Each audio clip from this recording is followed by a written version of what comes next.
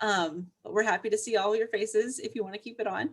I am really excited to introduce our presenter for this session, Kevin Swanger. He'll be presenting Building Students' Comfort with English in a Virtual Environment. Kevin is an ESL instructor at Reynolds Community College. And he has been a Russian and English as a second language instructor for 10 years at all levels, from elementary to university, and also spent 10 years teaching acting at a nonprofit youth theater. So I know that we'll all learn a lot from Kevin, and I'm happy to turn it over to you now. Thank you for being here. All right, thank you very much, and thanks everybody for showing up. Yeah, so I've thought about this, and so I guess first of all, a sort of put a question out here is how many of you guys, and you all have, if you don't have your camera on, at the bottom of your Zoom thing here, some of you may already know this, all of you may already know this, you can use a reactions button to like give a thumbs up or something like that. So I just wanted to see how many of you have worked with students using Zoom. Okay, I see 1, 2, 3. Okay, so a fair number of you have already done this. A couple haven't. I mean, Zoom is a pretty simple program. And especially if you're working one-on-one with a student, it's not a very difficult tool for them or you to use. As you know, by getting onto this meeting, there's a link. Sometimes there's a password if you've set it up for them to have a password to get in. But once they get in, if you can get them to, learn how to control their mic button where it says mute, right? And the stop and start video, you've accomplished a lot just by doing that. And one thing to take account of is the problem with Zoom that we can all have. I mean, I see it just, sitting next to my son while he's doing school virtually, is somebody goes to speak and they're too close to somebody else who's on a phone or a computer, and you hear the horrible feedback sound. Sometimes it's just really hard for them to have enough, they may not have enough bandwidth for them to actually be visible. They might have to have their camera off while they work with you. And, you just sort of expect these things. And sometimes they'll have problems where they can't hear you or you can't hear them. And the easiest way to handle that situation is just for them to leave the meeting and then rejoin the meeting. And of course, there's the little thing about testing your microphone and your speaker before you join the meeting. And sometimes if they do that, it helps to solve the problem. You'll be working with one student, so a breakout room isn't really that much use to you probably when you're working with them. The other thing I think that Helen mentioned to me is that some tutors use WhatsApp, and I haven't used that. I don't use Facebook products that much because Facebook is kind of a nosy company. But I do know a little bit about WhatsApp is that, it does have a video capability or basically a phone call audio ability. You can send links and pictures through it. So I can see where it would be a useful tool. I don't know that it has the ability to share a screen, although I suppose you could hold whatever you have in your hands and aim your phone at it if you have video. The bottom line is, and all of you who have used Zoom and have tutored using some sort of system, a phone or Zoom, you know that it's not the easiest thing to use. with people who are just learning a language, right? I mean, am teaching at like 3 different levels that are all above what you guys are probably going to be doing. And yeah, we have problems, and it's, they could be tech problems or just where it's just not as easy as when you have physical proximity to another person. I mean, like Sarah mentioned, have a theater background. So in a classroom, I tend to be a pretty performative person. Hands are going around here, and I'm doing this and that, and walking around the classroom and walking and writing on the board at the same time and stuff. And that's just not something you can do very easily on Zoom. You can use a lot of facial expressions, but it's going to be limited. And so expectations should be, you should set your expectations accordingly.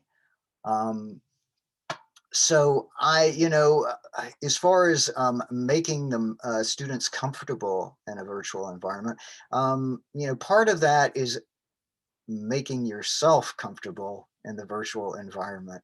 You shouldn't expect miracles. Miracles will happen, but they're going to be small miracles. You will achieve small things, and you should be happy and grateful that you've achieved these small things, and the students too. So I thought, let me see, how many are we up to here? It looks like probably we have about 13 people who will be tutoring. I thought we might try and come up with an exercise just in groups by looking at like something from the Oxford Picture Dictionary that a lot of people use, I believe, in this program. And I'll just share my screen for a moment. And of course, I have too many tabs open, but if I keep looking here, I should be able to find what I'm looking for. And so if we use a textbook like this, and if the students have access to it, that's really great and helpful. And so I just kind of chose a page at random here. And it's about a kitchen. And the way the book works is it has these nicely laid out pictures. It has a lot of different things here in a kitchen, some of which I imagine your students, it's not only that they don't know what this thing is called in English, they might not even know what it does. How many of them use a food processor? I have no clue, but I suspect a smaller number than us. And it's not exactly like I use a food processor a ton. But and so then they have, the little list below here of all these different words for like garbage disposal, a shelf, paper towels, a freezer, and things like that. So these are all things that you're roughly familiar with that are in the kitchen. So I thought what might be an interesting thing to do is to put you guys into a few breakout rooms and say, okay, so let's try and think, what can we actually accomplish with a student? Exactly what would we do with this material to help them achieve some sort of level of competence in English? And so sort of like a little lesson plan, as it were. What are the things that you think you could get them to do if you had that page in the book to work with them, and that you could somehow share it with them? Either they have the book, or you can send them a photo of that page, or if you're in Zoom or there's some way on WhatsApp to share a screen, that you can share that screen with them. What are some things that you would do and that you think might work?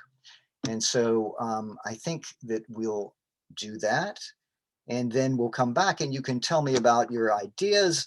I'll share some ideas too. I think that basically that is sort of the best way of approaching learning how to teach these sorts of things in this sort of situation, is to sort of group think it You can always learn something new. No doubt I might learn something about how to teach this page after hearing you speak. And so then I feel like we can use that as a springboard to kind of talk about what we can expect from students and how to make them feel good about their progress and how to make us feel okay about their progress and okay about the jobs that we're doing. And then just kind of open it up where if somebody has suggestions and questions, you know, that are sort of specific, especially if any of you are new to this. I imagine you have quite a bit, right? You get some rudimentary training and then you're put out there, you know, and it's up to you to kind of figure a lot of this stuff out. So, so yes, Sharon, so maybe we could put people into like maybe, I don't know, what are there, 15 here, 12 or whatever. Just like if we can get like groups, people put in groups of, I don't know, 4 or 5, whatever seems, I guess, like 3 equal groups. And think about what the visual that you saw of these things that you see in a kitchen and try to come up with ideas of how you would approach this material with a low level English learner. Okay. And so I figure maybe, I don't know, what do you guys think? 10 minutes, is that enough? Or would you like 15? 10 minutes. Okay. Well, let's go for 10 minutes. All right. So, and then we'll pop you back out and we'll talk about what you discussed. Okay.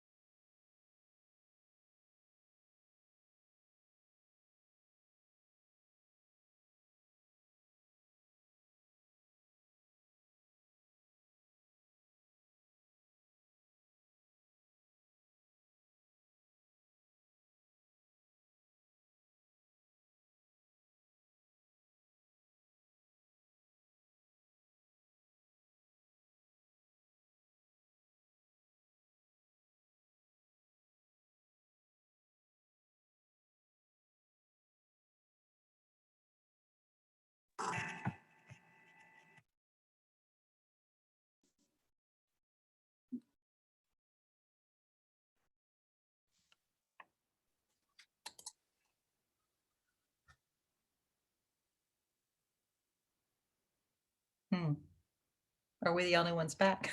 Maybe everybody I else. think might be- it'll force everybody back Yeah. soon. Because it's like, yeah, it's put us in the main room, but nobody else is in the main room. But I So think, while we're waiting, do you know any tips for teaching online? God, that's a loaded question. We were looking at the Oxford Dictionary, a digital copy, and he said, how would you do a lesson plan, or how would you teach from this? You know, There was a picture of a kitchen and he's, what would you do with this? yeah. All right, since I've got like 10 seconds, I mean, I'm not a really super fast processor, but what's popping into my mind is screen share and annotate, right? Ah, So you draw on, you screen share, and then you can draw on. I just joined. Hi, Sarah. Hi, Beverly. Good to see you again. I joined with like 1 minute and 6 seconds left with not knowing the topic. So we're just brainstorming. Yeah. she was the expert. I see. I see. Well, no doubt Hi, Beverly Kevin. is, hello there. I came in very late, so I don't want to disrupt. It's quite all right. Any input is welcome from any of you. So guys, you went into your breakout rooms. And so what sort of things did you come up with? If you've got a low-level student and you've got this page with kitchen equipment on it and the names for them, and so what are you going to do with this material? How are you going to get started with this student? Anybody? What did you guys talk about doing in your groups? What sort of solutions did you come up with or ideas?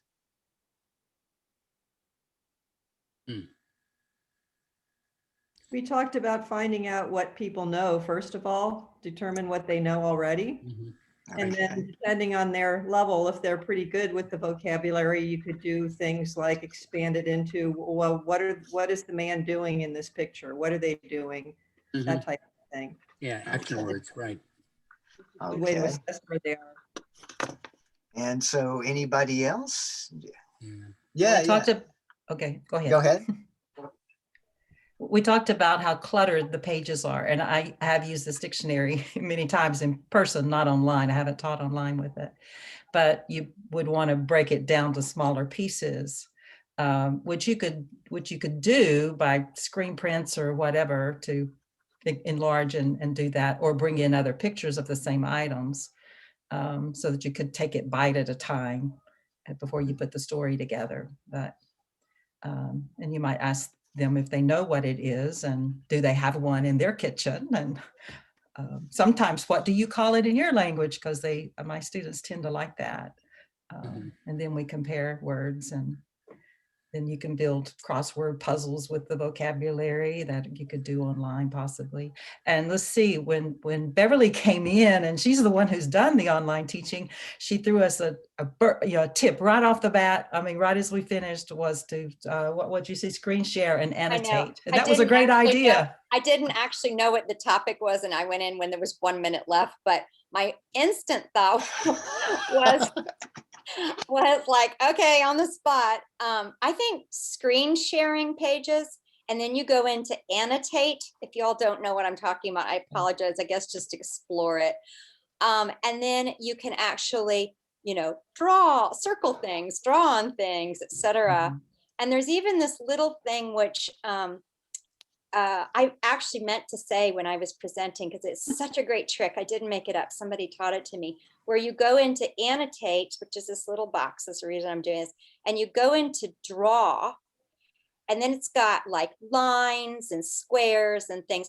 And you can pick the rectangle, and you can actually make a board to write on anything you're screen sharing, which is So super useful. maybe we could actually do this. Let me see if we can set it up. I've got the ability to screen share. There's a way to allow, I believe, for everyone to annotate.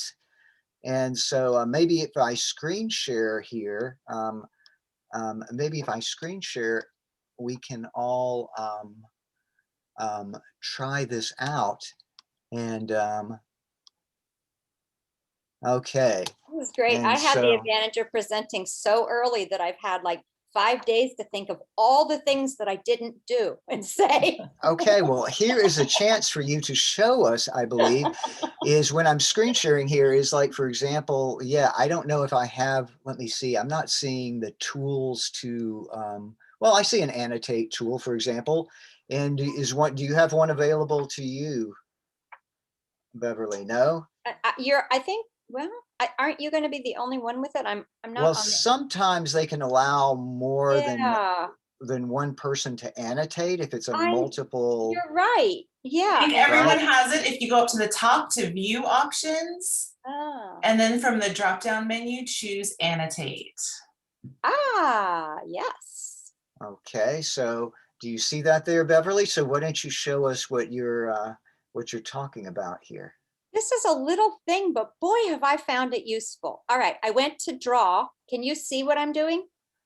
No, but I Okay. can show, I clicked on annotate, and then so guys, when I clicked on annotate, you see a lot of different buttons there that you can use.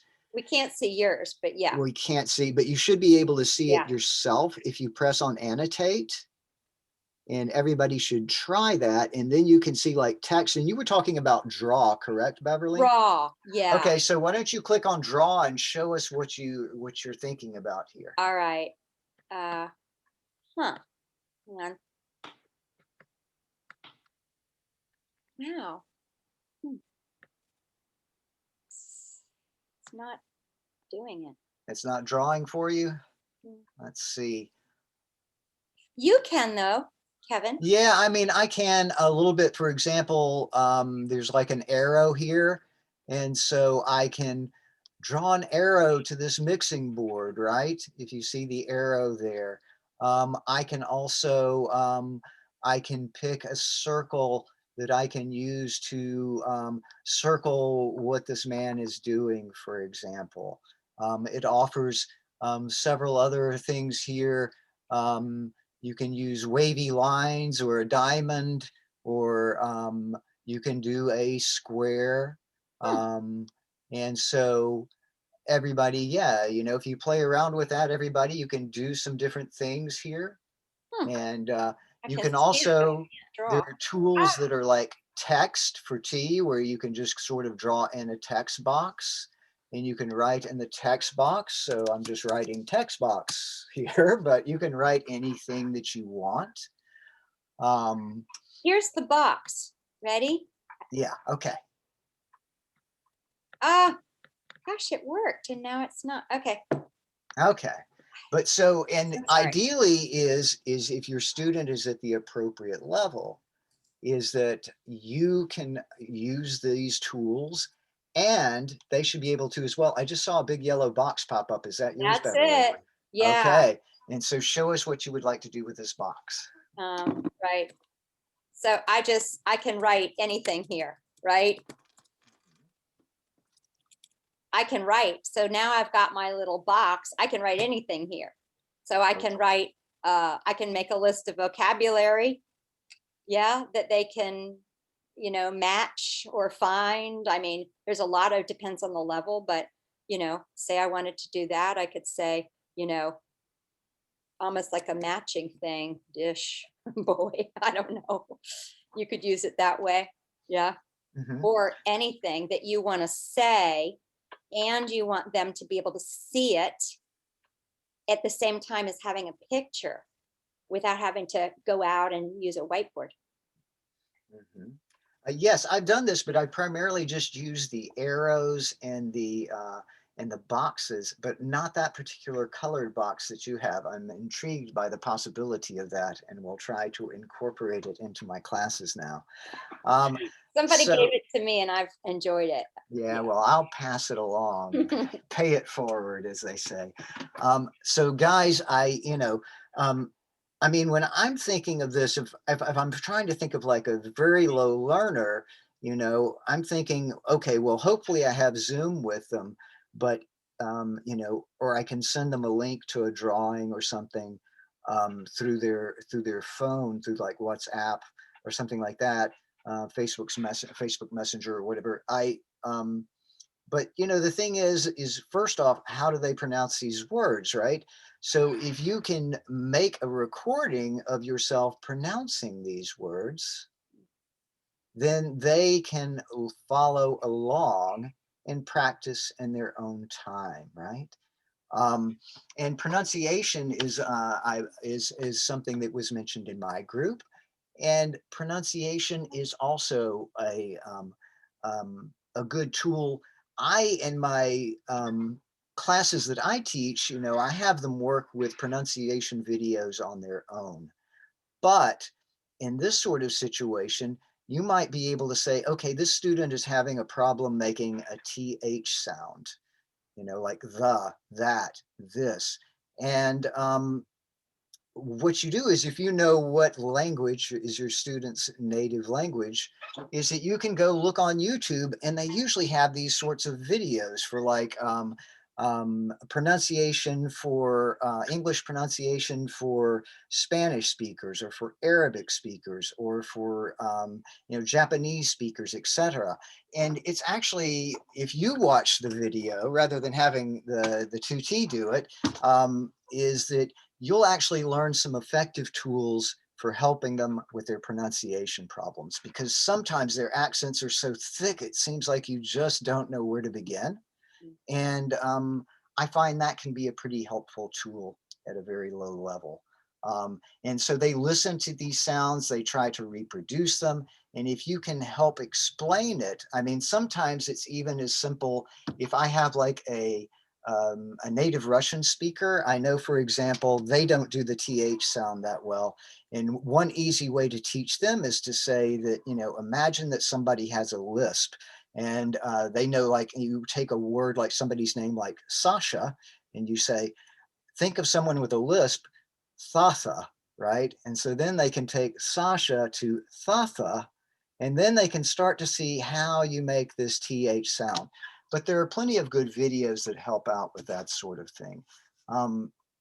Another thing that occurs to me is, it's very easy to expect too much from your students. Like if it's a low level student and you think, I've got this set of, like, you know, objects in a kitchen or something, and I say, what do you make with a tea kettle? If we're talking about somebody who's at a very low level, there is so much information and knowledge required for them to understand, what do you make with a tea kettle? You have the word what, it's the object of the verb make. You have with, which is this preposition, which, you know, means by means of or via. And then you have the word tea kettle, which is new to them. And so the thing you have to, especially if you haven't worked with ESL students before, is make it as simple as possible. Always be prepared to go one more step, because especially my understanding is that right now these normal, like, opportunities they would have for classes are pretty much all gone because of COVID. And so you're going to be it for them, you know? And so you're not going to be as much of a supplement as sort of like the main contact they have with English. And so you're looking just to see, work with them, find out exactly what level they're at, and just always go and try to find a simpler way of saying something or doing something. Somebody in my group mentioned asking, what is this? And I think that this is actually kind of, with a very low level speaker, phrases like that are good to work with, is where you break it down into the smallest components possible. And you're not really teaching them grammar so much as you are teaching them English patterns, English language patterns. And I mean, if you want to, you can actually teach fairly complex grammar through patterns, and you can certainly do it at the simple level. And if you say, if you can draw a line, point to something and say, this is a tea kettle, and they've already been working on the word tea kettle, then you can say, what is this? And get them to repeat, this is a tea kettle. And so you work in these very simple patterns. And as somebody else in my group pointed out, you might group items within that list of vocabulary of objects and look for similar things that go together, and look for the things that they probably have in their culture, right? Like I said, food processor, that's probably iffy, whether they would know something like that. But a freezer, refrigerator, stove, all of these things are going to be obviously pretty common. So I would look for things, and you can build on these things when you've worked with them on phrases like, what is this? This is a tea kettle. They repeat, this is a tea kettle. What is this?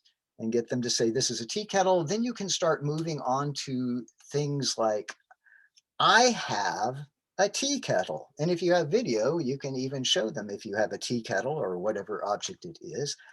I have a tea kettle. Do you have a tea kettle? And so then you're just teaching them these simple patterns that they can repeat and learn. And if you go, eventually they don't have to think about these things, and these simple questions and answers to what is, this is, that is, do you have, I have, all of these things are building very basic components of grammar that that they'll be able to use as a tool to construct other types of English statements later on. An important thing, I think, in this process is praise. If you plan something out and you go in there and you talk to your tutee, a lot of times you aren't going to accomplish maybe everything that you hope for, and that's okay. What you do is you look for the places where they're making improvement and they're doing well, and you always show them that you're pleased with the progress they're making. I mean, especially if those of you who've already worked with a refugee population, they coming from a pretty tough background usually. They're struggling to make things work for them here, and giving them some sort of confidence. Sometimes it helps make them more interested in moving ahead and paying more attention to things and accomplishing more. It increases their level of comfort with you as a teacher. And this, it seems to me, is actually kind of like the biggest piece of this in a way, especially if if you're their only contact with English language right now, is that you're their only resource, maybe, is that they're your contact with the English speaking world. And they should feel comfortable with you, and praise helps that. But, maybe they have a question for you, and it's going to take patience on your part, but they're going to want to have some piece of business in this world they need to take care of, something maybe that they need to buy or find out about, right? And so in addition to kind of this role of trying to teach them vocabulary and phrases and basic levels of communication, is that you're a resource for them in terms of help or how they're doing and things like this. And it may be a struggle to communicate with them on this level, depending how proficient they are. But you're doing a valuable service for them also, just in this context alone. So yeah, I mean, there are ways of doing the things that we've been talking about without Zoom. And even if you're just on a phone call, and if they can't do video even, and you're just using, say, like WhatsApp, and you're sharing a link with them or something like that, there are workarounds for all of these problems. You just have to put some thought into it, or you can always Google, and find some solutions. But the main thing is to be patient and to realize that you're not going to be able to do what you can with students in person. At Reynolds, I teach at a higher level, I believe, for the most part, than the students that you're working with. You know, at a lower level in the community college, I'm teaching reading, and then I'm teaching like their advanced conversation course, and then the next to highest writing course. So I'm getting students at different levels, but they've all hit a certain point. But even so, within class, you know, you're dealing with a lot of different things. It's just much harder to teach online than it is in person. And so expectations are a little bit lower. You will find that you're having to take extra steps to communicate than you would when they can see body language and everything going on at once. And just try whatever technology you're using. Is don't get too far out in the weeds if you're not comfortable with it. But, you know, as Beverly was showing you with the share screen and Zoom, for example, you know, there are tools that you can use to help things be a little clearer, clearer for them. Yeah. So, guys, I pretty much, you know, do you have any questions or things that you would like to share about teaching that we all might benefit from knowing, or just that you would like to know that somebody here might have an answer to? It seems like this is a good place to get that kind of information while we're all here. One of the favorite tips I learned recently since moving online, really kind of low tech, new tech, is using the voice memo app on your cell phone. Once you get to know someone and you learn what survival phrases they need, where is the bus stop, you know, they're learning their address and how to pronounce it, you can record a voice memo and send it to them that they can listen to and practice over and over again. And it's, you know, personalized information that they might need to share at some point, or questions, how to ask directions, things like that. No, that's excellent. And that's sort of like, I mentioned it in terms of vocabulary, but that's an excellent suggestion, is that you can use it for all sorts of other things that might be helpful to them. And Sharon, as an example, sort of similar, when one of my students moved to Texas, she was taking English classes there, and she was working on pronunciation, and she would send me very short written paragraphs by text and ask me to do an audio message to read it back to her so she could practice the pronunciation before class. And we did it all the time. It seemed to work real well. And that was her idea, but she liked it. That's wonderful. It is. It is. When I became comfortable with teaching, I started launching into project. I'm a very experiential learner. And so I figure a lot of people are, and I launched into projects that we could do together. And obviously, these projects are more meaningful if you're in the same room and you can watch the modeling going on.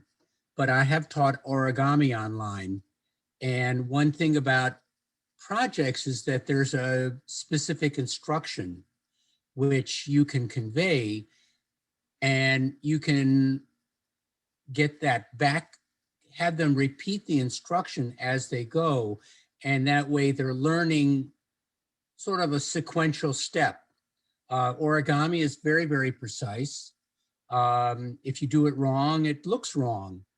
And so to manipulate a piece of paper into a crane, for example, takes a certain set of steps. And it's not only that, but it allows them to experience a product that they're making themselves. And so there's a certain reward in that behavior for what it's worth. Mm-hmm. Yes, that's interesting. And so what about Beverly? What about you? You've taught with a lot of low-level students, right? You have any pro tips for us? Well, actually, the project idea just sprung one that I think is fun with absolute beginners. I'm trying to think, of course, I haven't done this like virtually, but I think it could work where they go out and say, take photographs Mhm. of things. And you could do it different ways, like one photograph for each letter of the alphabet, or, photographs of food or whatever, kind of, but some theme. And then, and then share the photo with you or do something with it. I'm thinking taking photos with phones. Really, a lot of people have phones, or someone in the family or friend will. Like that photo phone thing seems like it'd be a pretty great resource. And you could make whatever big or small a project you wanted out of it. I thought the project idea was fun. Mhm. I've done that in a classroom, and you go out and do the photos and you create something, but I could see that working. And the other thing that's fun, but of course they have to have enough language for this, is interviews, right? So you get a list of questions up for them and they interview people.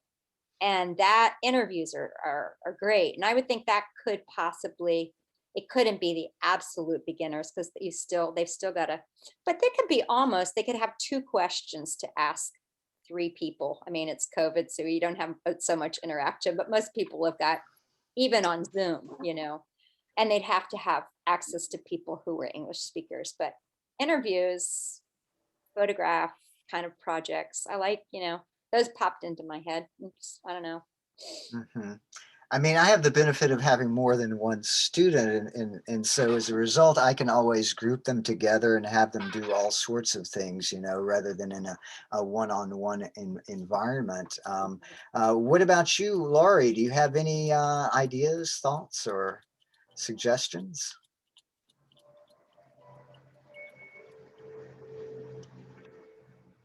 Nothing springing to mind at the moment, but well, one of the things we talked about, going back to that picture of the kitchen in our group, we talked about you could take people, because one of the nice things about Zoom, you could have them show you their kitchen if they're willing to do that, and kind of walk you, because that's a personal thing that they might like doing. And I think it would work. Obviously, you can't do that when you're in the classroom, but you can do it on Zoom. And even maybe cooking something together along the project line, like the origami, maybe you could cook something together. That actually, yeah, the cooking something together, that sounds like a nice project as well. And I do like the idea. I mean, this is certainly a mobile thing in Zoom. And so, yes, if you have video capability, you can walk them through your kitchen. They can walk you through their kitchen. And that actually helps build a sort of relationship with your tutee. And it seems to me that, like I said, I think that's a real important aspect of a one-on-one experience like that, And so that means that you can sort of share each other's lives with one another. And that seems to me like a pretty neat thing as well, They can introduce family members. The kids are always around underfoot if they have children. So, introduce your kids to me. What is their name? What are their names? And the kid will be happy saying hi on the screen. And that might be nice too. Mhm. Simple. Yeah. Yes, it's simple and it has a lot of possibility, and that's what I like about some of these, all of these suggestions that you guys are giving. And a lot of these seem like simple things that would not be too hard to incorporate into a Zoom virtual type environment. And so, yeah, has anybody else got anything they'd like to add or ask or anything like that? If I may. Yes, go right ahead. Oh, thanks. Just to connect what 2 prior things in terms of interviews and family members. In basic classes, what I found useful is being able just to work from one class or one session to another in a progression. So that once it's like, hi, my name is, I live at, some essential, information that like this. And then the next, or a lesson to in advance, further subsequent to that, it would be vocabulary would be family members. Then you go into preferences, like I like to watch soccer. And then you get into, my father likes to watch soccer. And then you could, towards the end of the term, you can get into occupations. I am a painter. I am in construction work. And by the end, hopefully you can put together like an interview. Like, tell me about yourself. Who are you? Where do you live? And they have all the building blocks to do that, but you just do it a little section at a time and just have it build. Yeah, I agree with that. Actually, I like when I teach beginning language courses, that's very much an approach I take, where you start off with these just little building blocks of my name is, hi, I am, how are you? And you get them to realize what are the different ways they can answer a question like, how are you? And just keep building on that. And yes, you can include family members, occupations, and all sorts of material like that. Anybody else got something they'd like to add? Yeah, Beverly. This is just building on that, but and probably everybody knows this, but I'll throw it out there.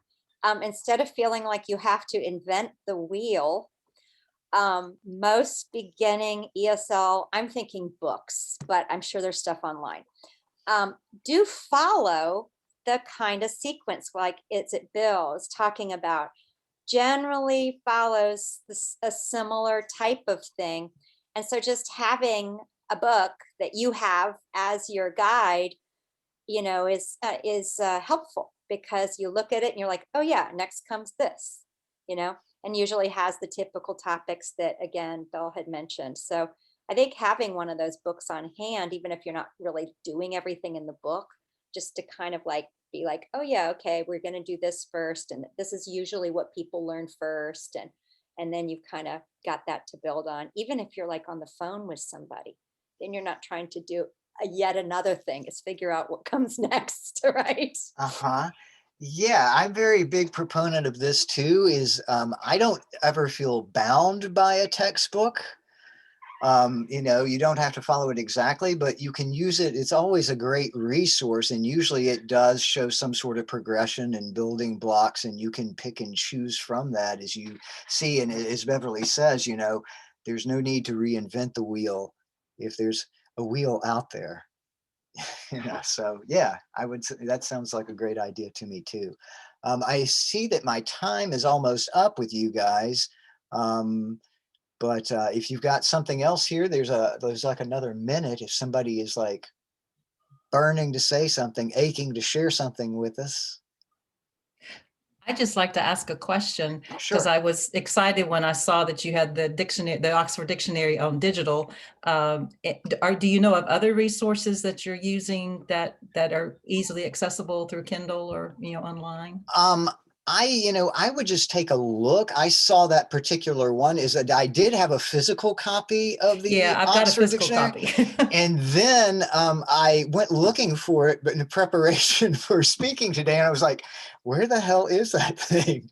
And so then I just went to Kindle, and it was like $10 to download it. And I thought I'll wind up using it anyway. So, but yeah, if you type, especially if you type for like open educational resources in Google and go for like ESL textbooks, often you'll find like a few different things. Sometimes it will just be like short lessons or something, but I found textbooks at different levels, and I've used them to say, like, if there's something that my class, they didn't cover in the books that were assigned for the class, I'll bring in that extra material.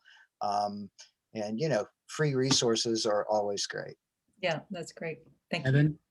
Kevin. Yeah. I've used a number of, from starfall.com all the way up, and there's a wonderful free site called EL Civics, which has a lot of American history activities, and then there's Super Teacher. Can those be converted into shared screen?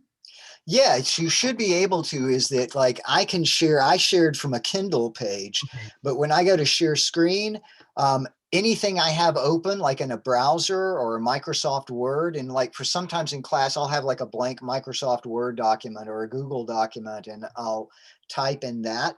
But yes, you can also, you can just go to a web page. I've gone to YouTube pages before to work with students. So yes, anything that you can see online. The only thing that doesn't seem to work with Zoom, I'm about to run out of time here, is I've learned is like if you want to share something that's on a CD, like a DVD player or something, is that the little digital rights management thing kicks in and stops that. But whatever you can play on YouTube, for example, or Vimeo or any of those types of programs, or just a plain web page, it'll show up on Zoom. I can't show Jackie Chan kicking butt. No, you'll have to keep that. You'll have to invite them over when COVID is over for that one. Okay, so my time is up here. Guys, it was great listening. I think I learned as much as anybody else here today. And so I appreciate your presence here and listening to you, and I'm glad I had the opportunity to speak with you and get to know you a little bit. Good. Okay, and so that's it for Yes. me. And goodbye, guys. And I hope you have some more interesting seminars and workshops you get to take part in. Okay. Thank you. Thank Great. you. Thank you so much, Kevin. All right. Bye-bye, guys. Bye.